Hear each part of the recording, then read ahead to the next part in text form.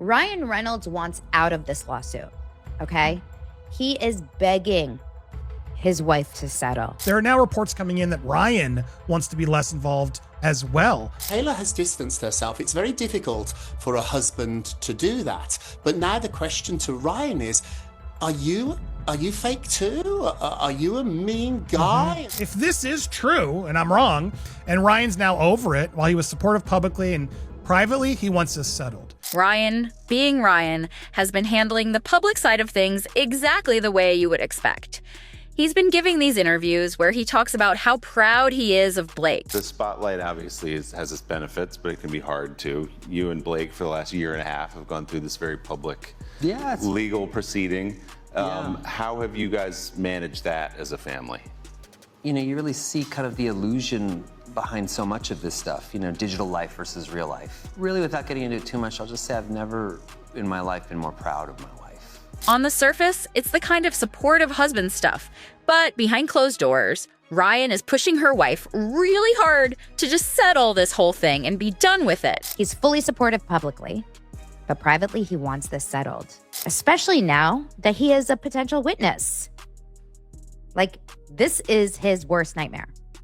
It's not just her battle. They are pulling him in. He knows it, and he does not want to be dragged through court. Now, why would he want that? I mean, if Blake is telling the truth, if she's really the victim here, shouldn't he be standing by her side?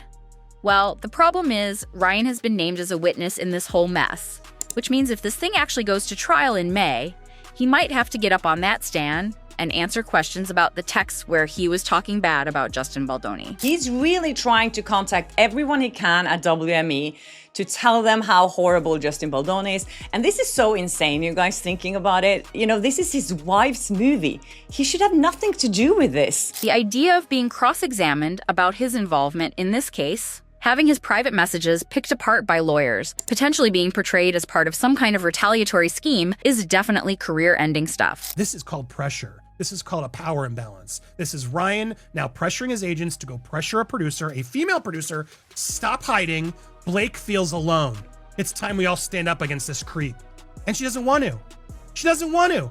And he goes on and it's awful how he does this. According to sources, Ryan has been asking Blake to settle this whole thing without going inside trial. He's not out there publicly announcing this, but behind closed doors, he wants her to find a way to make this go away. He knows this thing is pulling him in, and he absolutely does not want to be dragged through a courtroom. Ryan Reynolds wants Blake Lively to settle. He's afraid of having to testify. He's reportedly concerned that his wife will end up destroying him as well. The difference between what Ryan says in public versus what he's apparently saying in private is honestly kind of stunning. Out there, he's giving these interviews about how proud he is and how much integrity his wife has. Behind the scenes, he's watching the calendar get closer to May and feeling genuinely frustrated about what's coming. Reports suggest Ryan is actually worried that this whole situation is going to destroy him too. Ryan has built his entire career on being the guy who treats his fans like friends. The idea of sitting in a courtroom being asked about his private messages,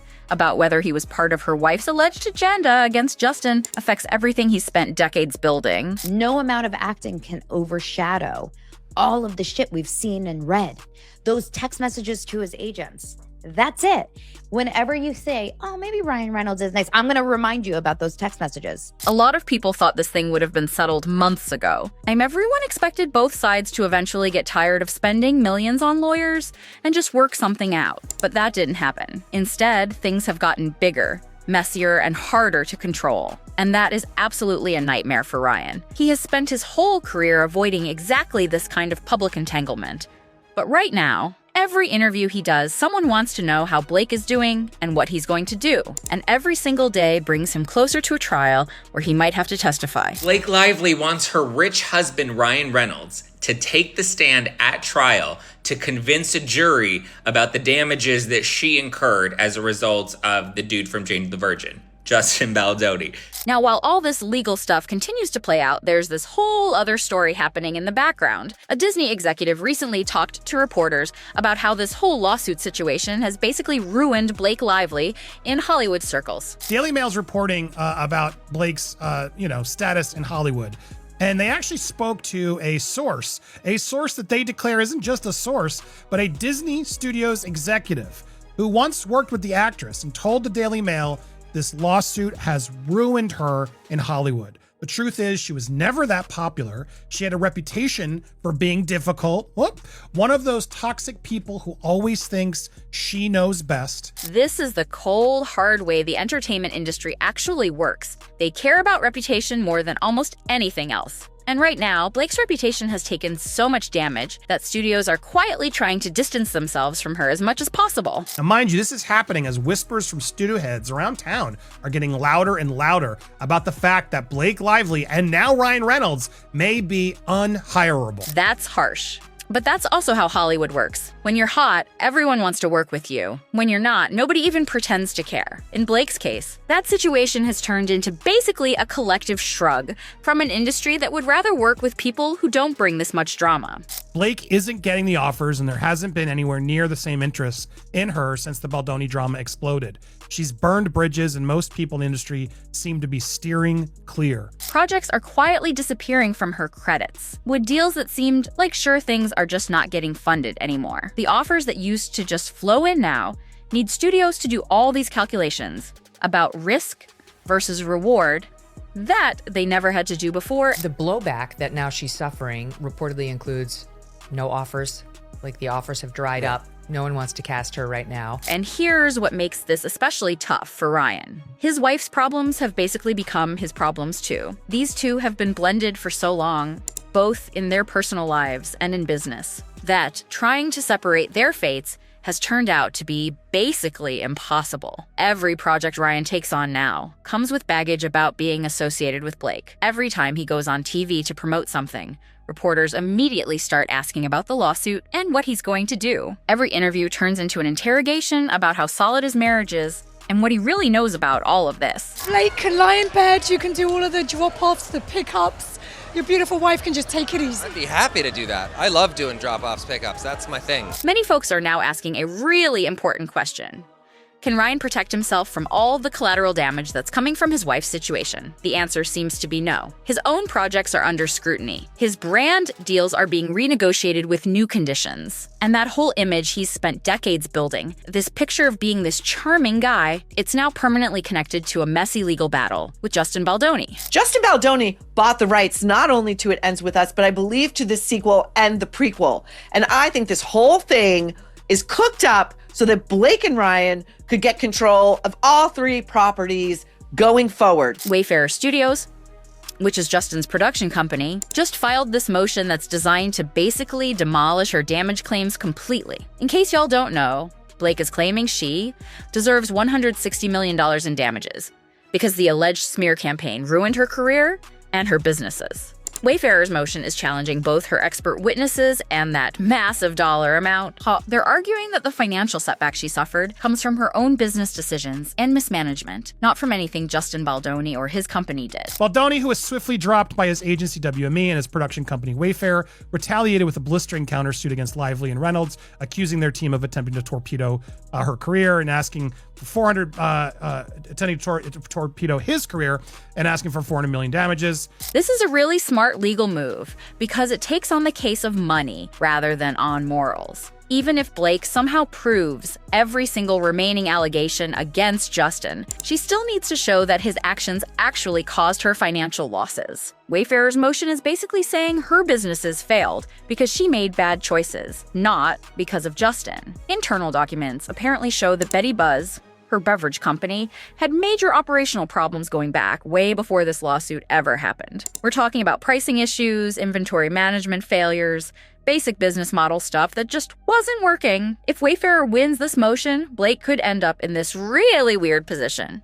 She might get a moral victory in court, right? She might prove that what she alleged actually happened. Oh, but then she still loses financially and ends up in a worse position than when she started. She's still stuck with all the reputational damage. She's still paying those massive legal fees and the career consequences. Those are permanent, regardless of how the case ends. I think I talked to you the other day on this thing. If I were Lively, I would settle this case in a nanosecond because I think her claims are so bad. And I think that she's going to get, I think there's a strong chance she's going to get hammered on summary judgment if if Lyman's fair. This kind of outcome actually makes settling look way more attractive. And that's exactly why Ryan is apparently pushing so hard behind the scenes to get this whole thing resolved before they have to go to trial. Because every day this drags on, the situation gets worse, the legal bills get bigger, and the chance of something coming out that damages both of them gets higher and higher. It's exactly the same thing, and it's like I've been saying for a long time. The lively attorneys are litigating this case like a bunch of divas. They make no accommodations. They have all of the grievances. They're constantly tattling on the Wayfarer parties, the Judge Lyman, asking for sanctions constantly because they're just a bunch of tattletales. That's what they do. Okay, so throughout all of this legal mess, there's been this rumor that's just been floating around, and it turns out it's actually true. Ryan and Blake are planning to move to the UK. They've apparently bought a house in Barnet, which is this suburb on the outskirts of London. And here's the thing. This isn't some quick decision they made because they wanted a change. This has been in the works for months, maybe even longer. Blake Lively ditching the US for the UK is in headlines today, but I told you about it 6 days ago. But look at how they're trying to present it. They're saying that the couple is, quote, discussing moving to the United Kingdom. They're just talking about it. No, how about you actually bought a property there and you've been fixing it up in preparation to move there, allegedly. Now, for Ryan, this move makes a lot of sense. He's got these deep roots in Welsh football culture because of his co-ownership of Wrexham AFC. That soccer team has basically given him this whole second life in the UK. The people there adore him. He could walk down any street in Wrexham, and people would treat him like royalty. The UK has basically been this refuge for him, where his reputation is still completely intact, and his brand still works really well. But for Blake, this is something totally different.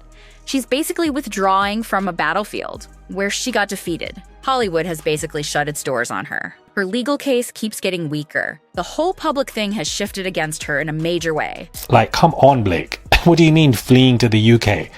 Like, fleeing anywhere isn't going to help you. Like, stop running away from these issues. Settle it.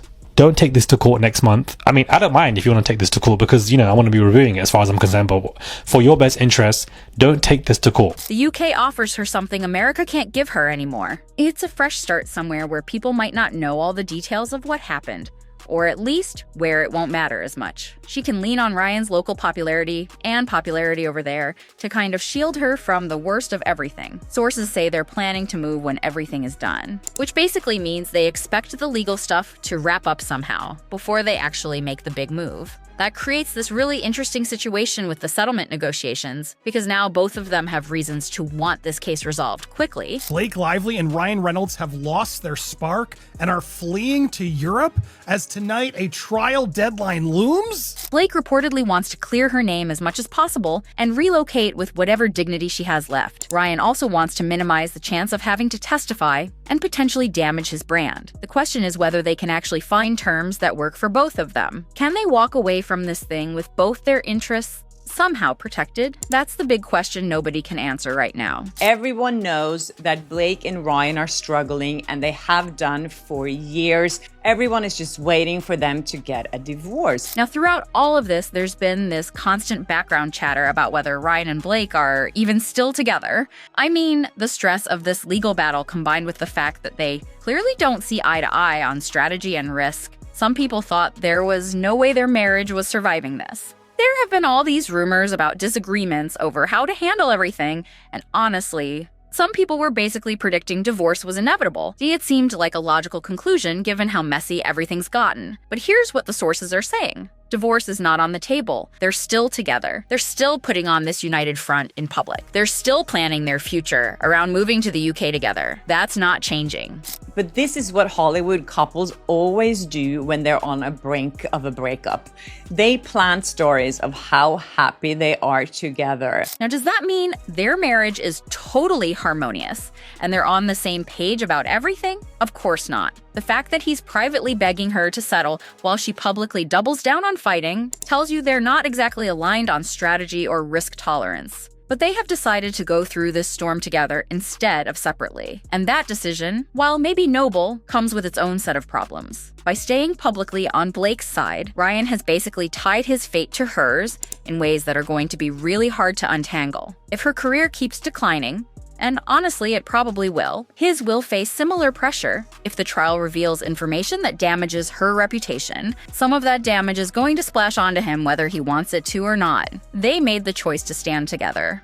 But that choice also means there's no clean exit available to either of them now. They're in this all the way to the end, whatever that end looks like. As this lawsuit's unfurling, we're discovering it was Ryan Reynolds and Blake Lively who were really bullying Justin. The entire Nice Pool character was just made to mock Justin. This makes me like the film less. This is such a disappointing thing to see. It's so petty from Ryan Reynolds. This whole situation puts Ryan Reynolds in this situation which he never saw coming. When he first came out publicly supporting Blake, I think he really did believe in what he was doing. He wanted to be that husband, the one who stands with her wife no matter what. But that's not what he got from his wife's side. What he got instead was dragged into this legal nightmare that's trying to expose everything he's worked so hard to keep private. His texts, his emails, his business dealings, his involvement in all of this stuff that happened on that movie set. There was a lot of things Mr. Reynolds said that I never shared with anybody outside of my wife. And it was extremely humiliating, embarrassing, and traumatic to me. The move to the UK, that's interesting too, because it's not just about Ryan's soccer team or her Blake wanting a fresh start.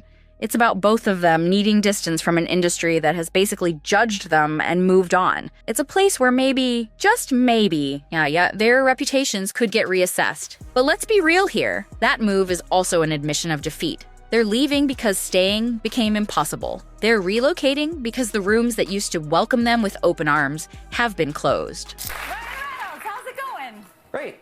Why? What have you heard? So here's the real story behind all the headlines. It's not a fairy tale about a husband standing by his wife. It's a story about Ryan watching his whole legacy get threatened by association with a case that keeps getting messier by the day. And it's a story about Blake fighting for an agenda that gets harder and harder to sustain with every legal setback she faces. Neither of them knows how this story ends. But here's what I do know. This whole situation is a masterclass in how quickly everything can fall apart when you try to claim something which is not yours. In this case, it was Justin Baldoni's movie, It Ends With Us. What do y'all think about all this? Do you think Ryan's right to push for a settlement? Or do you think Blake is pushing him in a tough spot? Drop your thoughts in the comments and subscribe for more videos.